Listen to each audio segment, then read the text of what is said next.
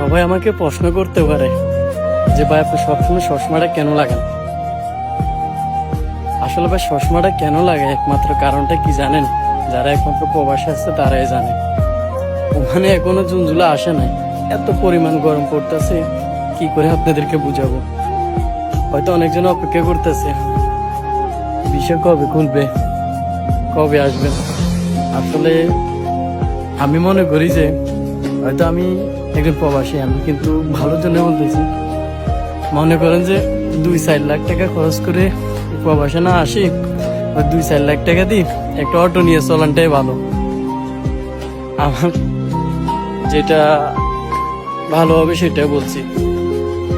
আত্মীয় স্বজন, মা বাবা, ভাই বোন সবাইকে দেখতে পারবেন। আর এখানে যখন আসবেন, জেলখানা ছিলেন, জেলখানার থেকে এখানে অনেক ভয়ঙ্কর। আর ঘুম যাবেন, ঘুম তো দূরের কথা, ডিউটি করতে করতে শেষ। ডিউটি শেষ করবেন, ডিউটি শেষ করার পরে রুমে এসে খানা বানায় খেতে হবে আবার।